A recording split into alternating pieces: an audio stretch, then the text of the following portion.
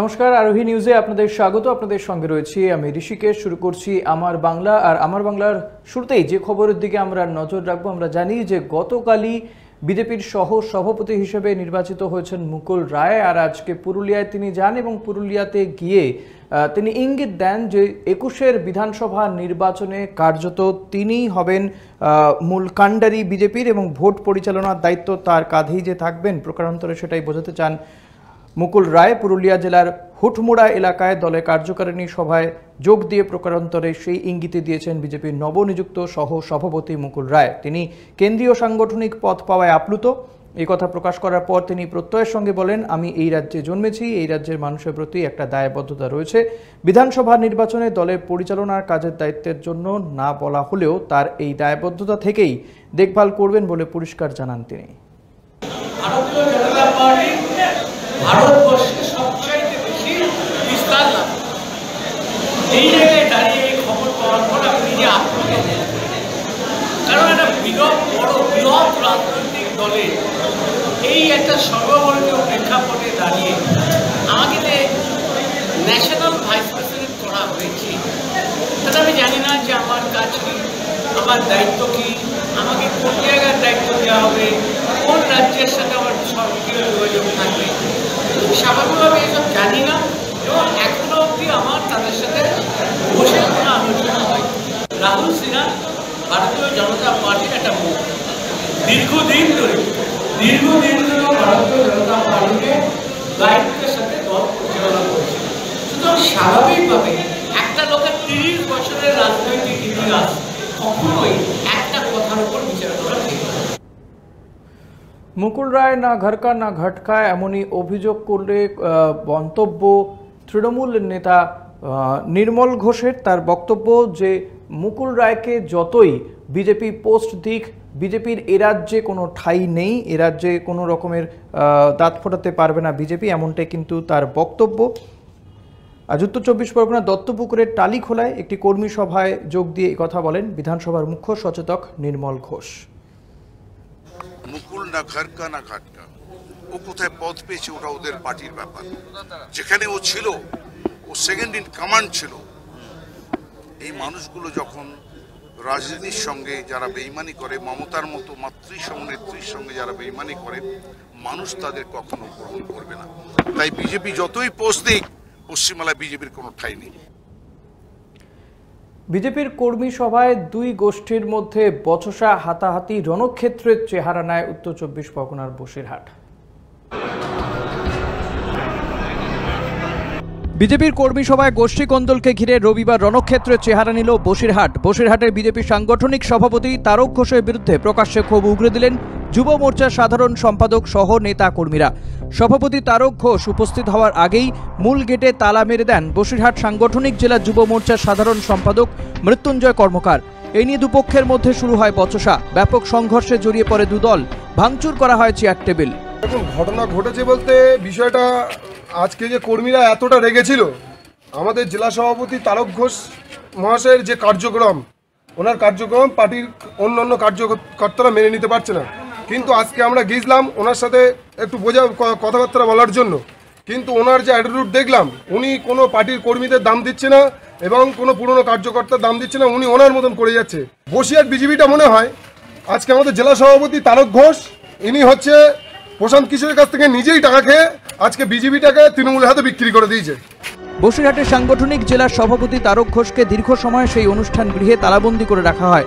2021 সালের বিধানসভা নির্বাচনের আগে বিজেপির এই প্রকাশ্যে গোষ্ঠীদ্বন্দ্ব জেলার ভোট বাক্সে প্রভাব পড়তে পারে, এমনই আশঙ্কা বিজেপির অন্দরেই। ব্যুরো রিপোর্ট, আরোহী নিউজ। দলের নতুন জেলা সভাপতির বিরুদ্ধে প্রকাশ্যেই কোন্দল, প্রকাশ্যেই বিক্ষোভ বিজেপির। বাঁকুড়ার ইন্দুপুরের ঘটনা এটি এবং প্রকাশ্য রাস্তায় নতুন জেলা সভাপতি, বিজেপির নতুন জেলা সভাপতির কুশপুতুলও পোড়ানো হয়। দলের জেলা সভাপতির বিরুদ্ধে এবার আন্দোলনে নামলো বিজেপির একাংশ। বাঁকুড়ার ইন্দুপুর এলাকায় ব্যাপক উত্তেজনা। শুধু দলের অন্দরেই সীমাবদ্ধ থাকলো না বিক্ষোভ, দলের জেলা সভাপতির বিরুদ্ধে ক্ষোভ আছড়ে পড়ল প্রকাশ্য রাজপথে। দলের এক মণ্ডল সভাপতিকে পদ থেকে সরিয়ে দেওয়ার দাবিতে রবিবার প্রকাশ্য রাজপথে বিজেপির জেলা সভাপতির কুশপুতুল পোড়ালো দলেরই একাংশ। তাদের অভিযোগ, দলের জেলা সভাপতিকে অন্যায়ভাবে সরানো হয়েছে, তাকে আত্মপক্ষ সমর্থনের সুযোগটুকু না দিয়ে পদচ্যুত করা হয়েছে। আজকের এই কর্মসূচির কারণ একটাই হচ্ছে, আমাদের ইন্দুপুর 1 নম্বর মণ্ডল সভাপতি মাননীয় বিবেকানন্দ সাহানা মহাশয়কে বাঁকুড়া সাংগঠনিক জেলা সভাপতি বিবেকানন্দ পাত্র মহাশয় ব্যক্তিগত কারণে, এমনকি উনি একটা দুর্নীতিবাজ নিজে তো বটেই, একজন দীর্ঘদিন পুরানো বিজেপির কর্মী, একনিষ্ঠ কর্মী ছিলেন বিবেকানন্দ সাহানা মহাশয়, ওনাকে অপসারিত করলেন অন্যায়ভাবে, 3টা অঞ্চলকে না জানিয়ে। তার প্রতিবাদে আজ পুষ্পগুলো পোড়ানো হয়। গত প্রায় 4 বছর ধরে বিজেপির ইন্দুপুর 1 নম্বর মণ্ডলের সভাপতি ছিলেন বিবেকানন্দ সাহানা। শনিবার তালডাংরায় দলের একটি সভা থেকে আচমকাই তাকে পদ থেকে সরিয়ে দেওয়ার কথা ঘোষণা করা হয়। বদলে ওই মণ্ডলের সভাপতির দায়িত্ব দেওয়া হয় তারকনাথ গোস্বামীকে। এই খবর ছড়িয়ে পড়তে ক্ষোভে ফেটে পড়েন ইন্দুপুর এলাকার বিজেপি কর্মীদের একাংশ। এই বিক্ষোভের জেরে অস্বস্তিতে বিজেপি নেতৃত্ব। ব্যুরো রিপোর্ট, আরোহী নিউজ। মোদী সরকারের কৃষি বিলের বিরুদ্ধে প্রতিবাদ মিছিল, আর সেই মিছিলকে ঘিরেই হাওড়ায় দেখা দিল দ্বন্দ্ব। অরূপ রায় এবং রাজীব বন্দ্যোপাধ্যায়, দুই মন্ত্রীর মধ্যে এই দ্বন্দ্ব প্রকাশ্যে। রবিবার দুপুরে দাসনগর থেকে হাওড়া ময়দান পর্যন্ত এই বিলের বিরোধিতা করে মিছিল করেন হাওড়া জেলা সদরের সভাপতি লক্ষ্মীরতন শুক্লা এবং বনমন্ত্রী তথা তৃণমূলের কোঅর্ডিনেটর রাজীব বন্দ্যোপাধ্যায়। রাজীব বন্দ্যোপাধ্যায় বলেন, দাসনগরের মিছিলটি হাওড়া জেলার মূল মিছিল, কারণ তাতে হাওড়া সদরের সভাপতি লক্ষ্মীরতন শুক্লা আছেন। এর বাইরে কেউ যদি মিছিল করেন তাতে দলীয় শৃঙ্খলা থাকছে না বলে তিনি মনে করেন। এদিকে বিকেল 5টা নাগাদ হাওড়ার মন্দিরতলা থেকে মধ্য হাওড়ার মল্লিক ফটক পর্যন্ত একই ইস্যুতে পাল্টা মিছিল করেন রাজ্য সমবায় মন্ত্রী তথা হাওড়া সদরের চেয়ারম্যান অরূপ রায়। দেখুন, আমি ব্যক্তিগতভাবে মনে করি জেলার মিছিল, দেখুন জেলা তাও বলবো না যে জেলার সর্বস্বকে নিয়ে এই মিছিল করা। এই মিছিল শুধুমাত্র একটা পার্ট অফ শিবপুর, একটা পার্ট অফ সেন্ট্রাল হাওড়া, আর কিছু মানুষ এই ডাকে সাড়া দিয়ে যে যেখান থেকে পেরেছেন আসছেন। সুতরাং এই মিছিলটাই অরিজিনাল জেলার মিছিল, যে মিছিলের ডাক আমাদের সম্মানীয় সভাপতি লক্ষ্মীরতন শুক্ল ডাক দিয়েছেন। এটা বাদ দিয়ে যদি কেউ মিছিল করেন, আমার মনে হয় না সেটাই দলের শৃঙ্খলা থাকে। কালকে রাজনীতি করতে এসে কেউ যদি কিছু বলে, এটা মানুষ জবাবের কোনো ব্যাপার নেই তো। এটা তো আমার মধ্য হাওড়ার মিছিল শুধু না, কোনো গোষ্ঠীতন্ত্র।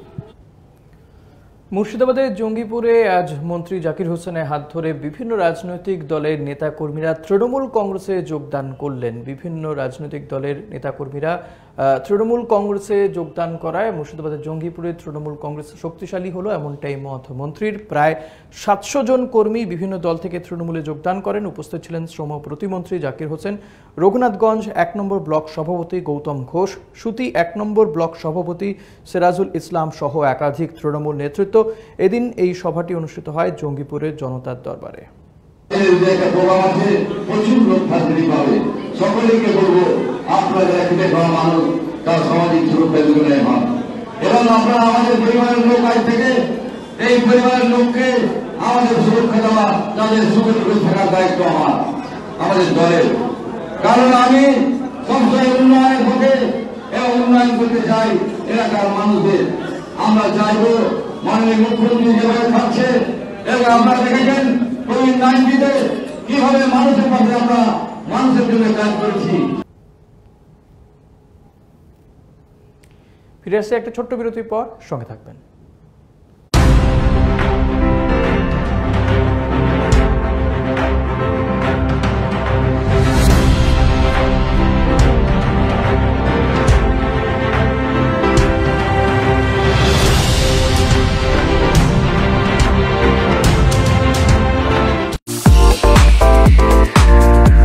Wanna fly? Step towards 3 steps. Where we are different. World-class infrastructure, experienced faculties, hygienic atmosphere, we take all necessary precautions against COVID-19. Meet the aviation professionals and build your dream career with 3 Steps Aviation. 3 Steps Aviation! Hip hip! Hooray! Hip hip! Hooray!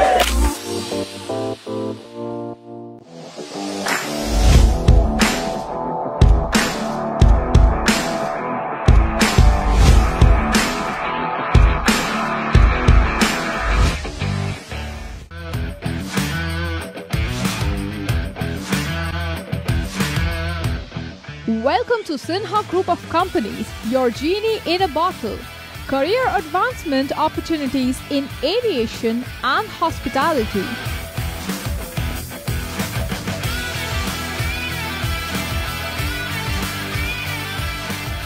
Organic farming, the evolving science of India's healthy future.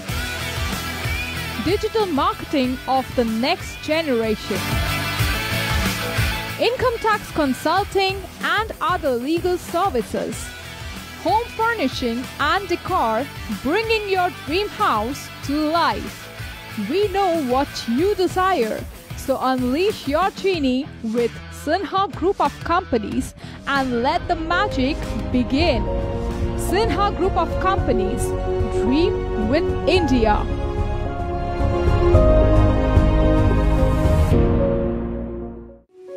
এক ডাকেই যাকে পাই, আরোহী foundation একেবারেই তাই। 8 থেকে 80-র জন্য এক ডাকে সাড়া দেয় আরোহী ফাউন্ডেশন। দুস্থ মানুষের পাশে দাঁড়ানোর জন্য অঙ্গীকারবদ্ধ আরোহী ফাউন্ডেশন। ছাত্রছাত্রীদের সফল ভবিষ্যতের জন্যই নিবেদিত আরোহী ফাউন্ডেশন। আরোহী foundation, solution for every need. Your bazaar, our bazaar. Welcome to onestopbazaar.com, where you can get all your necessary stuff starting from souvenir to t-shirts, shoes and many more handmade antique stuffs are available just under one roof.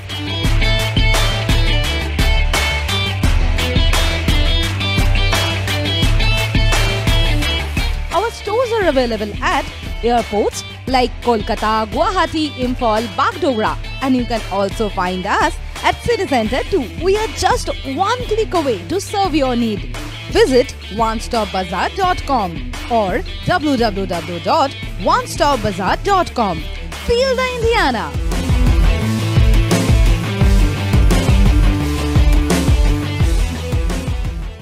Orin Media and Entertainment, the future of digital news and entertainment world. With evolving trends and rising popularity of the online market, our unique production will tick all the boxes in your playlist.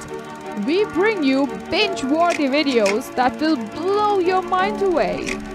Something you just can't miss. Orin Media and Entertainment. Keep binging.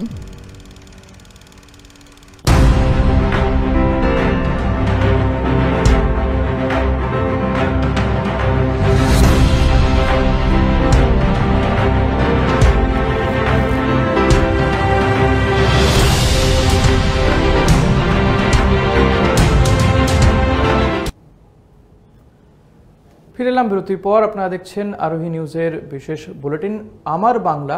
এই মুহূর্তে আমরা যে খবরের দিকে নজর রাখবো জঙ্গলমহলের খবরে, কারণ জঙ্গলমহলে আমরা দেখেছি যে এর আগে একটা সময়তে মাওবাদী অধ্যুষিত হয়ে উঠেছিল জঙ্গলমহল। যদিও 2011 সালে মমতা বন্দ্যোপাধ্যায় ক্ষমতায় আসার পরে জঙ্গলমহলের পরিস্থিতি কিছুটা বদল হয়েছে, যদিও এখনও প্রাপ্তি যেমন রয়েছে অপ্রাপ্তিও রয়েছে। মানুষের মধ্যে এখনও কিন্তু ক্ষোভ বিক্ষোভ রয়েছে। তারা বলছেন কিছু পেয়েছেন, কিছু সরকারি সাহায্য তারা পাননি, বঞ্চিত থাকছেন। জঙ্গলমহলে আদিবাসীরা কেমন রয়েছে দেখব।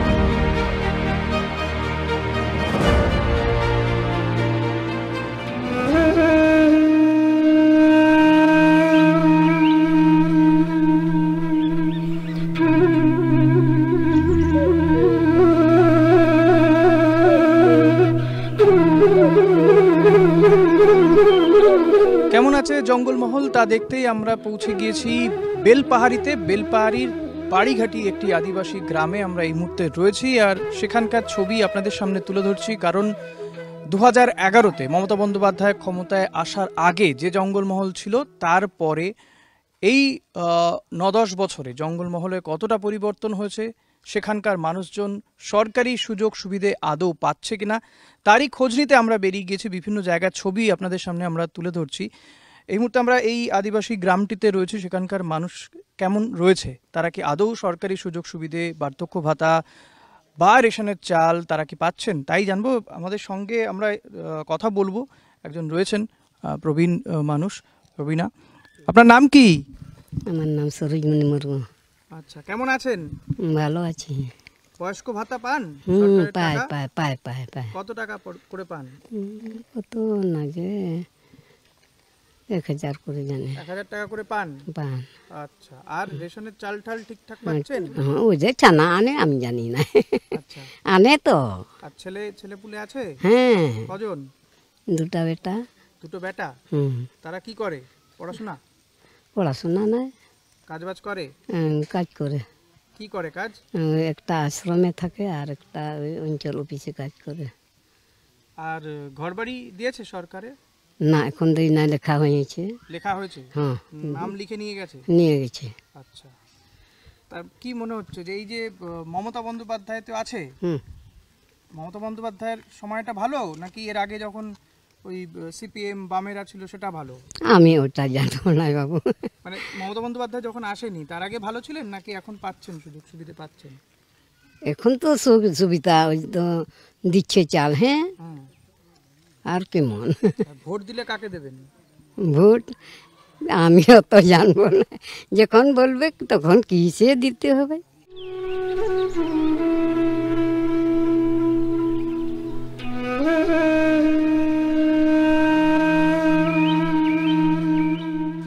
কিভাবে চলছে এইসব? চাষবাস করে নাকি এইসব পালন টালন, ছাগল? না, চাষবাস। চাষবাস আছে? হ্যাঁ।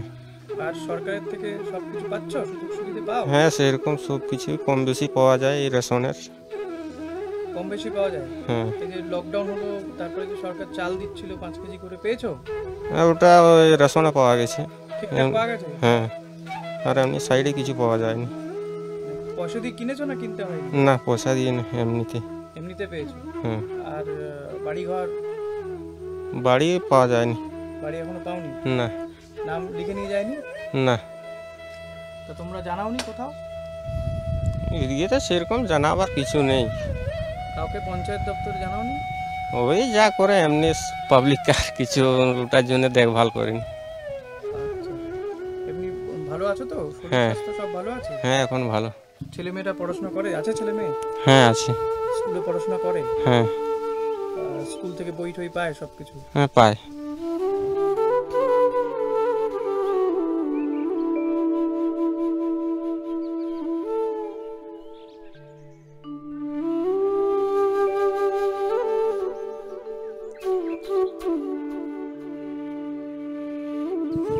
বাড়ি এবারে পেয়েছি, ওই যে প্রথম কিস্তি পেয়েছি 60,000, তার থেকে বালি, সিমেন্ট, গুটি, রড দিলে দেখি পয়সার পুরো শেষ হয়ে যাচ্ছে। মানে 60,000 টাকা বিল হয়ে যাচ্ছে। তাহলে রডের গাঁথনি করিনি, এমনি বালি সিমেন্ট দিয়ে নিচে বোল্ডার দিয়ে দেওয়াল তুলেছি। এরপর সেকেন্ড কিস্তি পেলে তার বাকি কাজগুলো করবো। যা টাকা তোমার জন্য দিয়েছে সব পেয়েছো তো? কেউ নেয়নি তো টাকা? না, কেউ চায়নি, কেউ নেয়নি অবশ্য। 60,000 টাকা ঢুকেছিল, 60,000 তুলে ওই যা কিছু মাল এনে করেছি। আর এই যে লকডাউন গেল, এতে অসুবিধা তো হচ্ছে, রেশন ফেশন দিয়েছে সরকার, পেয়েছো তো? হ্যাঁ, এটা পেয়েছি, ওগুলো ঠিকঠাক পেয়েছি, যেমন আসছে তেমনই পেয়ে যাচ্ছি। আর তোমাদের চলে কি করে? চাষবাস? কিছু চাষবাস দিনমজুর করতে হয়। আচ্ছা, দিনমজুরি যে সরকারের যেটা 100 দিনের কাজ। 100 দিনের কাজ? হ্যাঁ, এছাড়াও আবার আমার বাড়ি তোমার বাড়ি কাজের প্রয়োজন হচ্ছে, আমরা তো গিয়ে কাজ করলাম, তারা আবার আমাদের কাছে কাজ করলে এইভাবে চলে যায় আর কি। 100 দিনের কাজ পাও ঠিকঠাক করে? সেটা মোটামুটি 15 দিন, 18 দিন, 19 দিন এরকম পাই এক একটা স্কিমে। আবার যদি সবাই একটা স্কিমে কাজ করি তাহলে কম হয়। আচ্ছা, 5-6 দিন এরকম হয়। আর কোনো ভাতা টাতা কিছু দেয়? ভাতা আমাদের বাড়িতে কেউ পায়নি এখনো, যারা বয়স্ক তারা পাচ্ছে, বিধবা ভাতা, বয়স্ক ভাতা এগুলো পাচ্ছে গ্রামের। আমাদের বাড়িতে কেউ পায়নি। ছেলেপুলে কজন? ছেলে একটা, মেয়ে একটা। আচ্ছা, ওরা পড়াশোনা করে তো? ছেলে এখন ছেড়ে দিয়েছে, মাধ্যমিক পর্যন্ত পরীক্ষা দিয়ে ফেল হয়ে ছেড়ে দিয়েছে, আর পড়েনি। আর মেয়ে? মেয়েও মাধ্যমিক দিয়ে ওকে বিয়ে দিয়ে দিছে। কত বছর বয়সে বিয়ে দিয়েছে? তো বোধহয় 20 বছর এরকম হবে। তার পড়ালে না কেন? মেয়েদের তো কন্যাশ্রী দিচ্ছে সরকার। না, তখন অবধি পায়নি, একটা সাইকেল পেয়েছিল এটা, আর তারপরে এখন তো নাতি হয়ে গেছে বোধহয় 10 বছর, 8 বছর হয়ে গেছে। কোনটা মনে হচ্ছে ভালো, মানে কোন সরকার ভালো? সরকার সবই ভালো, সরকারের নিচের কর্মচারীগুলোই তো ব্যাপার হচ্ছে। আচ্ছা, জল টল পাও? পানীয় জল? পানীয় বলতে আমাদের এই টিউবওয়েল আছে, হ্যাঁ টিউবওয়েল আছে। এমনি অসুবিধা আছে? জল, খাবার জলে অসুবিধা আছে? একটু আয়রন আছে। এমনিতে জলটা যদি বালতির মধ্যে রেখে দেওয়া হয় এনে করে, তাতে দেখা গেছে লালচে লালচে হয়ে যায় খাওয়ার জলের মধ্যে। জলটা পরীক্ষা করা হয় না, কি অসুবিধা আছে, খেয়ে যাচ্ছি তো কোনো অসুবিধা নেই। টিউবওয়েলের জলে যদি প্রতিদিন মুখ ধোয়া হয় 2-3 বেলা, তাহলে দাঁত কালো হয়ে যায়।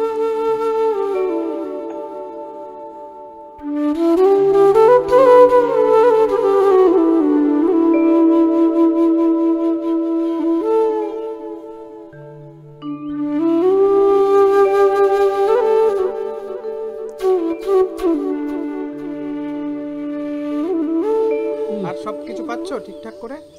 কি পাচ্ছি? সরকার টাকা পয়সা দিচ্ছে? বাড়ি টাড়ি পেয়েছো? না। বাড়ি পাওনি? নাম নিয়ে গেছে? নাম নিয়েছে? নিয়েছে তো।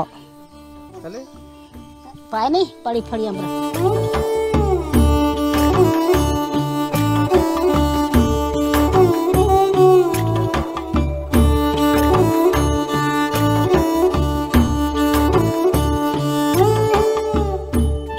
কেমন আছে জঙ্গলমহল আর বাড়িহাটি গ্রামের সেখানকার মানুষের সঙ্গে আমরা কথা বললাম, এবং কথা বলে যেটা জানা গেল, কিছু সুযোগ সুবিধে তারা যেমন পেয়েছে, সরকারি ভাতা থেকে শুরু করে এই লকডাউনের পরিস্থিতিতে যে বিনা পয়সায় চাল, সেটাও তারা পেয়েছে। তবে অভিযোগ তাদেরও রয়েছে, কারো কারো ইন্দিরা আবাস যোজনায় নাম যেমন নিয়ে গিয়েছে, বাড়ি এখনও পায়নি তারা।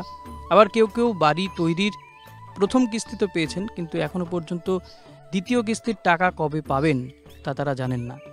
এই অবস্থাতেই তাদের দিন গুজরান চলছে। তবে তারা মনে করছেন যে কাজ আগের তুলনায় অনেক ভালো হয়েছে, অনেক কাজ রয়েছে, অনেক কাজ করা হয়েছে, তবে এখনও বাকি রয়ে গিয়েছে অনেক কাজ। ক্যামেরায় নিহার এবং অরূপের সঙ্গে ঋষিকেশ, জঙ্গলমহল।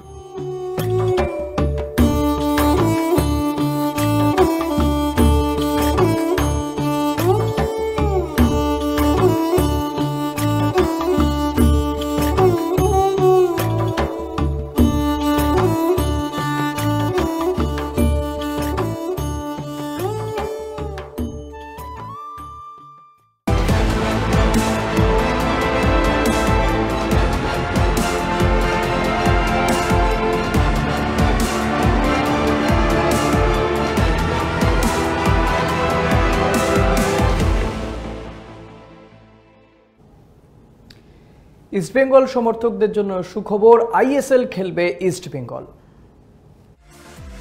11 দলকে নিয়ে হবে এবারের আইএসএল মেগা টুর্নামেন্টে। দেখা যাবে ইস্টবেঙ্গল মোহনবাগানের ডার্বি ম্যাচ। রবিবার এফএসডিএল এই ঘোষণা করতেই খুশি ইস্টবেঙ্গল সমর্থকরা, আর এই সিদ্ধান্তকে স্বাগত জানিয়েছেন প্রাক্তন ফুটবলার দীপেন্দু বিশ্বাস। হ্যাঁ বলো। বলবো? হ্যাঁ বলো। মানে এটা কতটা পজিটিভ হলো, বা মানে কিভাবে দেখছো? এটা পুরো পজিটিভ, ফুটবলের জন্য পজিটিভ, ফুটবলের জন্য পজিটিভ। কেন আইএসএল এ আমরা আবার ডার্বি দেখতে পাবো, যেটা আমার মনে হয় আইএসএল এর ইতিহাসের সবচেয়ে সেরা ম্যাচ হবে। আর ইস্টবেঙ্গলের হয়ে তো তুমি মানে খেলেছো একটা সময়, অনেকটা সময় ধরেই খেলেছো, তো এই মানে প্রাক্তন ইস্টবেঙ্গলি হিসেবে কতটা স্বস্তি? যেটা এটা স্বস্তি, ধরো মোহনবাগান, ইস্টবেঙ্গল, মোহামেডান বাদ দিয়ে ভারতবর্ষের ফুটবলের কোনো দাম নেই আমাদের মনে হয়। সেখানে ইস্টবেঙ্গল আছে, মোহনবাগান নেই, মোহনবাগান আছে, মোহামেডান নেই, কিন্তু এখন ইস্টবেঙ্গল মোহনবাগান একসাথে আইএসএল খেলছে, এটা আমার মনে হয় দর্শকদের কাছে স্বস্তিদায়ক, এবং বাংলার শুধু না আপামর ফুটবল যারা ভালোবাসে ভারতবর্ষে তারা সবাই খুশি হবে এবং আগামী দিনে মোহামেডানও ISL খেলে। Thank you, thank you. আইএসএলে East Bengal সুযোগ পাবে তা আগে থেকেই নিশ্চিত ছিলেন বলে জানালেন প্রাক্তন আরেক তারকা ফুটবলার সুভাষ ভৌমিক। মোহনবাগান থাকবে অথচ ইস্টবেঙ্গল থাকবে না, এমনটা ভাবাই যায় না বলে মনে করেন তিনি। মানে এটা কতটা পজিটিভ সুভাষ, মানে আমরা অনেকদিন থেকে এক্সপেক্ট করছিলাম ফাইনালি। আমাকে তোমরা এই প্রশ্নটা কেন সকাল থেকে সবাই করছো? আরে আমি তো জানতাম ইট ইজ ইনএভিটেবল, অবশ্যম্ভব দাবি ইসমাইলকে নিতেই হবে, কারণ পরিবেশ পরিস্থিতি এবছর ইসমাইলকে নেওয়ার জন্য FSDL এর জন্য এর থেকে ভালো সময় আর কিছু হতো না। মোহনবাগান যেহেতু চলে গেছে, আজকে মিসেস ম্যাডাম আম্বানি কি বলেছে, বলে FSDL now ISL has completed its circle. Football is now really played in India. এই জিনিসটা তো আমি অনেকদিন আগে জানতাম এটা হবে, যে দর্শকহীন মা যে খেলা, এই খেলাটা তো লোককে দেখতে হবে। এই যে অগণিত লক্ষ লক্ষ কোটি কোটি সমর্থক, এরা তো খেলাটা দেখবে স্টার পর্দা থেকে। স্টার টিভি ছেড়ে দেবে, ম্যাক্সিমাম টাকাটা কন্ট্রিবিউট করে স্টার টিভি FSDF-কে।